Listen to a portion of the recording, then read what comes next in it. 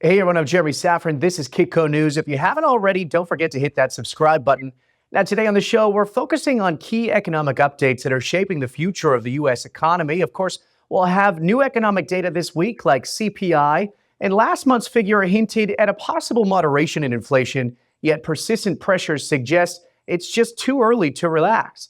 Now, there's also a significant issue with U.S. government spending, which has seen a sharp increase, especially in areas like Social Security, Medicare, and notably the interest payments on the national debt. Now, these rising costs have now surpassed major budget sectors such as defense, which raises questions about future economic policies and the overall sustainability of such high government spending. Now, we're joined by Peter Boockvar, Chief Investment Officer of the Bleakley Financial Group, an $8 billion wealth management firm. And of course, he's also the editor of the Boock Report. Thanks for joining us today, Peter. Thanks, Jeremy, for having me on.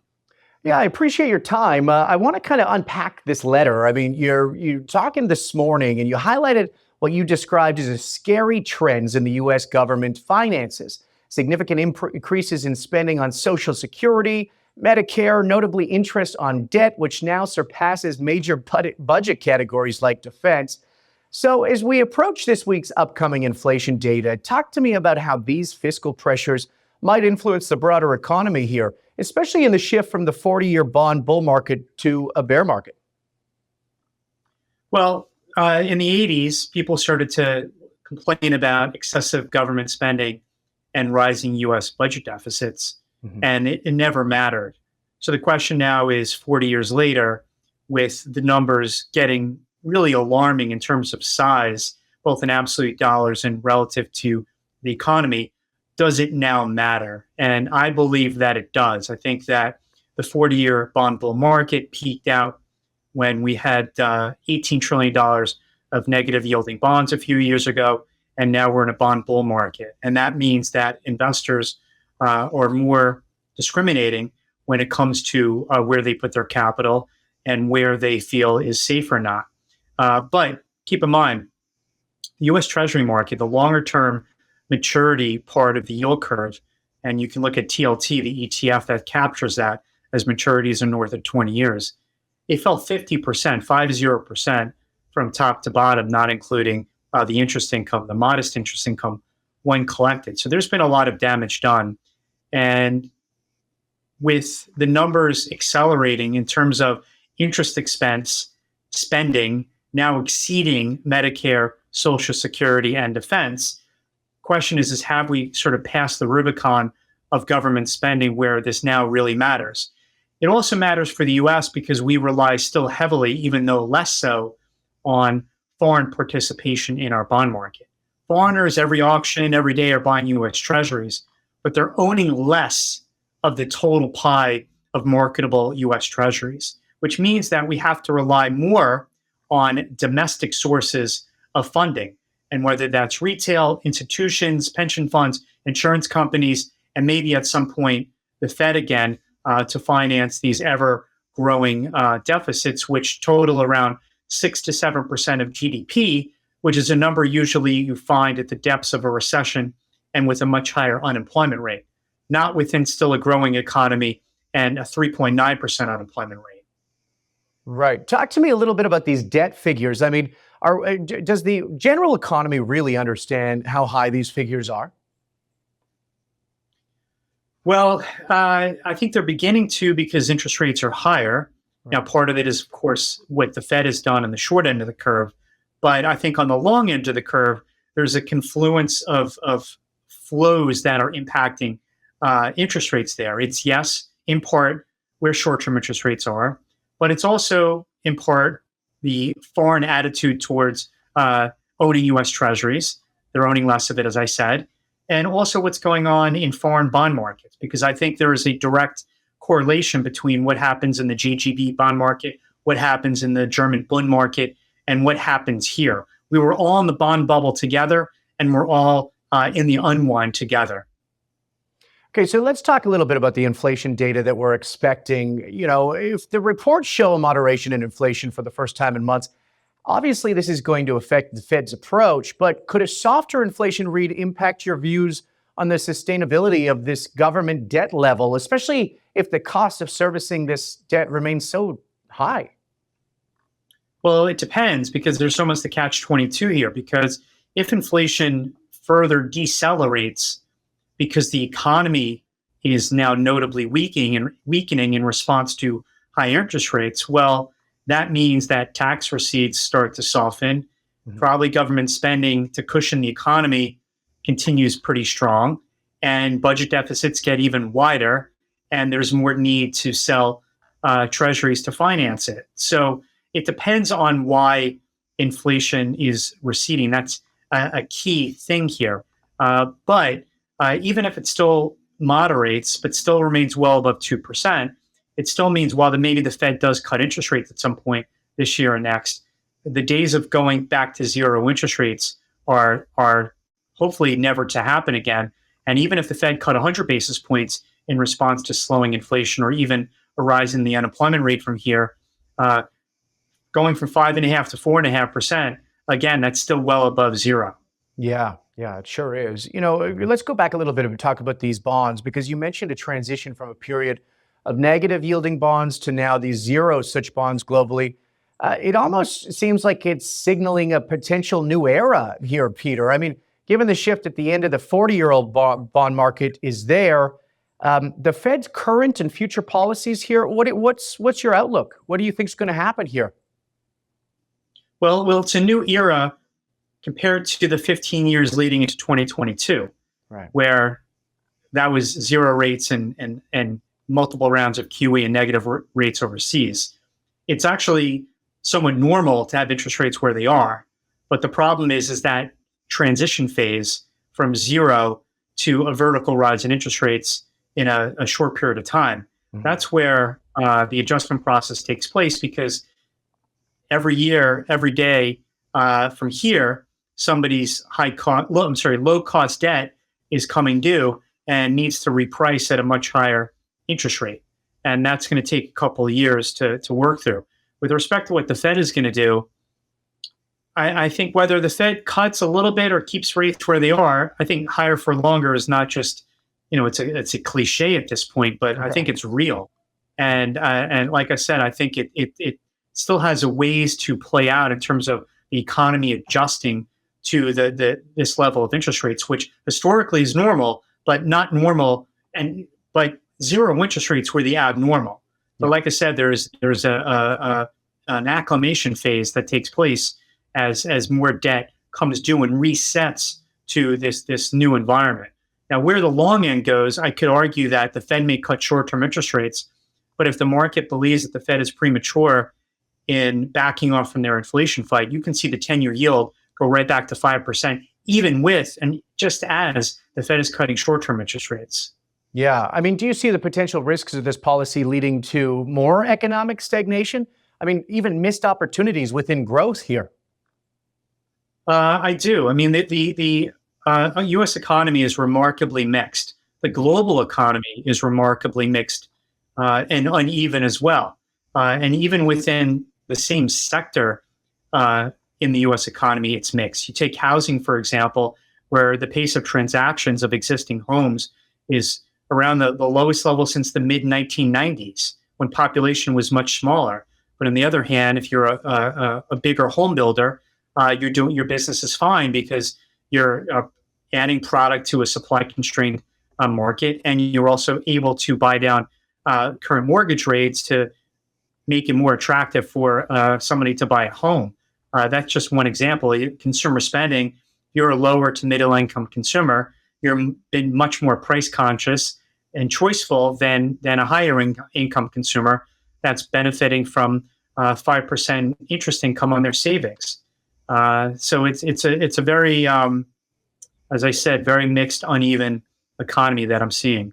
Yeah, such interesting data too. Okay, so what investment strategies would you recommend to investors here, wanting a little bit of portfolio protection? You have some insight into this. Yes, I mean, we do manage money for a living, so we have our money where our mouth is. I've been bullish and remain so on commodities, specifically energy stocks, industrial metals, particularly copper, agriculture, particularly fertilizer stocks, in addition to uranium and also precious metals.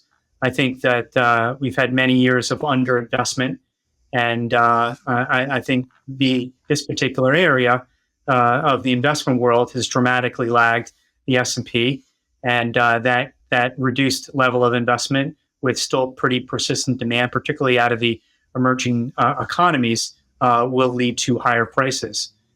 So that's particularly an area that I like. Also, some value parts of the market within the U.S., but also very partial to investments in Asia as a play on the growing middle class, as whether it's China, India, Indonesia, Thailand, Vietnam, and even Japan's a beneficiary of that, as well as Singapore. There's a lot of cheap, interesting investment opportunities there as well. Can you name some of those specifics in the emerging markets? I mean, it really is interesting with the US dollar doing what it is in some of these emerging markets opportunities here. Well, as a play on the middle class, we're long AIA Group, which is one of the largest life insurance companies in Asia outside of Japan, where Aflac dominates the traveling consumer with owning Trip.com, owning the Macau casino stocks. On the commodity side, which is also a play on growth in Asia, the fertilizer names I mentioned, Mosaic and Nutrien are two examples of ways of playing that. They've been really beaten up, and we got into them after they were beaten up, after being in them pre Russia's invasion of Ukraine. Mm-hmm. So I think my point here is that investors should expand their investing geography and sector outside of what was popular being large cap, big cap tech, big cap, large tech that everyone has obviously been so in love with. Yeah, and I mean, there's been great returns for investors, but has the bubble been broken? I mean, are we expecting those returns now, or you're starting to diversify out, taking profits? Well, I think in those names, I think we should expect more muted returns, particularly over the last 15 years. But that's just based on math. These companies just can't grow as fast as they once did, and we just have to see how the enormous amount of capital spending that they're all incurring to build up their AI capabilities, what the returns on investment will be. The spend is now, the ROI comes in the future, and that ROI is pretty uncertain. Or are we just creating sort of a ubiquitous commodity type tool where they spend all the money, but we benefit, similar to the benefits of Amazon, for example, where it's not that profitable a business from them, but we as consumers benefit from low prices. We'll have to see. Yeah, it's interesting. I mean, talk to me about a world where AI takes over. And you mentioned uranium.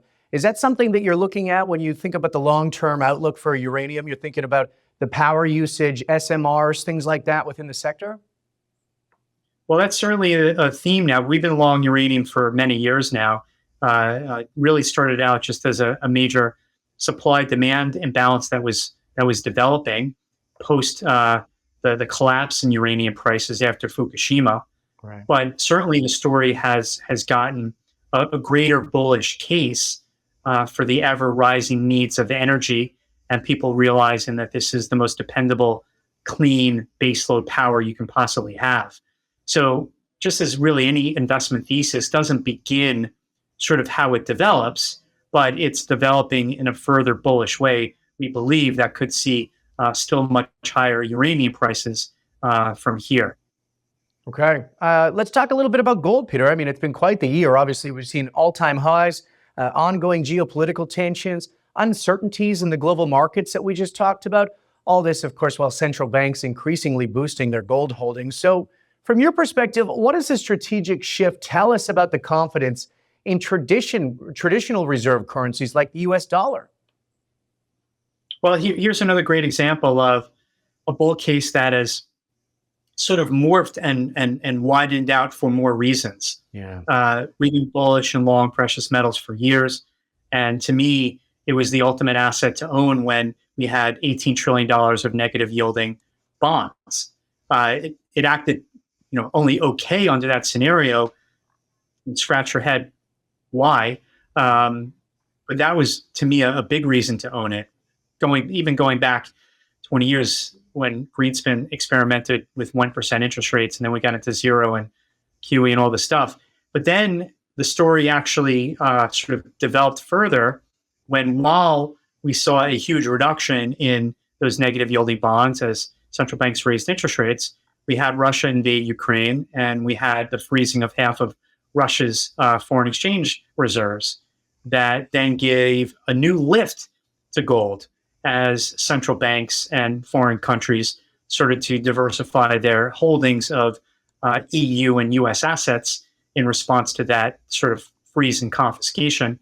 And gold was a direct beneficiary of that. So in the face of the most aggressive monetary tightening in 40 years in response to the most aggressive rise in inflation in 40 years, and a rather short rise in real rates that typically would be negative for gold, central banks, I guess, sort of saved the day in terms of its bid, while Western investors, as seen in the short reduction in holdings in gold ETFs, they fled in response to the rise in real rates. But I do think that with the Fed possibly on the cusp of cutting interest rates, the ECB is likely going to be cutting interest rates next month, the Swiss National Bank. All the central banks are now, outside of the BOJ, which will probably hike again, a lot of central banks are now backing off from their inflation focus, and now we're shifting more towards the growth side. So I think another reason to get a bid to gold. And, as U.S. debts and deficits continue to alarm people, gold also will be a beneficiary of that as well. Right. Is there anything that surprised you with this swing this year? I mean, for a lot of people I speak to, it seemed to happen very quickly, maybe a little bit faster than they anticipated on the gold front. Well, the great setup, as I said, was the tremendous outperformance of gold in 2022 that continued on in 2023 in the face of this sharp rise in real rates and a pretty stubbornly strong dollar against the major currencies. I say major because it didn't trade as well against others.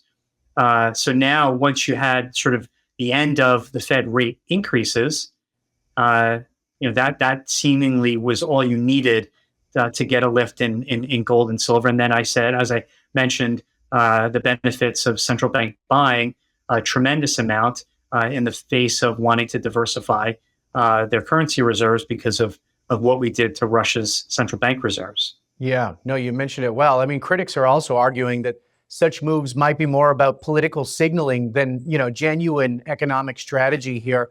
Given the complexities of the gold's role in the modern monetary systems, what are the real impacts of these gold acquisitions, do you think? Well, it means that, at least from the U.S. perspective, we have to rely less on foreigners recycling their assets into the U.S. Treasury market. Because that's where a lot of this money is coming from to buy gold. It's owning less U.S. Treasuries as a reserve asset. It's shrinking your pool of not just U.S. dollars, but other fiat currencies as a percent of your reserves, and owning more gold and owning less dollars and other fiat currencies. So, this shift, I think, matters for those economies that rely on the kindness of foreign strangers to finance themselves. So I think that's where it matters. It matters itself certainly symbolically, but there's a lot of there's a lot of money that's sort of transitioning to the inert ownership of gold rather than helping the U.S. government and all the spending that they're doing. So there's real world consequences. And like I said, it makes the U.S. much more dependent on domestic savings to finance ourselves and less so on foreign savings to do so. Yeah. And, global repercussions too. I mean, there's been a notable impact on international trade balances, the U.S. dollar's strength fluctuating based on the Fed's actions. Countries with the dollar denominated debts are facing increased pressure. Talk to me a little bit about the current monetary policy shaping international trade here, especially in the emerging markets that you talked about. Well, what's amazing about emerging markets is we've had such a notable rise in interest rates with a hugely aggressive Fed up until when they stopped hiking, and no emerging market blew up. I can't remember the last time that's really ever happened, and I think that was quite a tell that emerging economies are in much stronger financial condition and much less reliant on US dollars. And that's becoming, when I say that, not that they're still hugely reliant on US dollars, but growingly less so, where Brazil can sell soybeans to China and not transact in dollars. And Saudi Arabia can sell oil to China, and the Saudis don't need to do that in US dollars. And now this is an evolution, not a revolution. It's going to take time for this to play out, but it's playing out. And where emerging markets need their hands on less dollars. Still a lot of dollars, for sure, but less so. And I think that's just an interesting dynamic change in the world's global economy and balance of payment system. Yeah, it's huge. And it's what's the antidote? I mean, we're in an election year. If you were advising what to do in this economy, how do we rebalance that? Well, and I think you need to regain the confidence of foreign investors, particularly in the finances of the U.S. government. So you need to entice them to make it interesting to invest in U.S. dollars and U.S. treasuries and overall U.S. assets. Now, U.S. assets outside of treasuries have been of huge attraction to foreign countries. That's why they're net creditors, we're net debtors, because they own more of us than we own of them. But I think it's really just sort of containing this rise in U.S. debts relative to GDP and getting GDP to grow faster than debts and shrinking the budget deficit to avoid any potential problems in the future. And maybe for another 10 years, U.S. debts and deficits don't matter. But we're sort of playing this game of chicken, I think, at this point on whether it does or not. Yeah, and the Chinese government's increasing stimulus into their economy, too. I wonder how much the U.S. is looking here as we look to headlines of U.S. and China economy kind of coming to grasp here. What are we watching? What's to expect? Is that one of those emerging markets that you think a lot of profit could come off in the next, say, year? Well, China's certainly dealing with their own challenges, certainly on the residential real estate market, that are continuing to be somewhat in distress, even though we've sort of worked through a lot of their problems via bankruptcies with their developers. But it's still a drag on growth as they transition to other things. Chinese manufacturing is a global powerhouse, will remain so, but business is slower than it was as the world has shifted their spend, and we still are digesting some inventory destocking. But there's still an exciting growing middle class story in China. China's middle class over the next 10 years is going to double from about 400 million people to 800 million people. So putting aside your worries about politics there, that is still a major growth driver in terms of per capita income and spend, even though there's still obviously big picture problems with China's population growth and the working age population and so on. But I think that can be offset and mitigated by rising per capita income. And they're also going to benefit from doing a huge amount of trade with other parts of Asia. I talked about the growing middle class. The more things that Indians need, the more stuff that individuals in Southeast Asia need, China's going to supply a lot of that.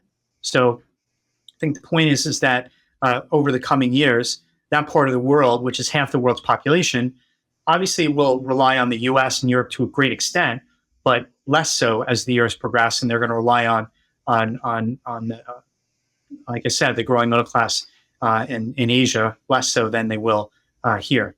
Yeah, no, fascinating dynamics at play. Hey, Peter, I appreciate your time. Peter Boockvar, Chief Investment Officer at the Bleakley Financial Group and the editor of the Boock Report, breaking it all down for us today. Thanks for coming on. Thank you. Thanks for having me. Appreciate it, Peter. I'm Jeremy Szafron for all of us here at Kitco News. Thank you for watching. Don't forget to subscribe and comment on that video, and we'll see you next time.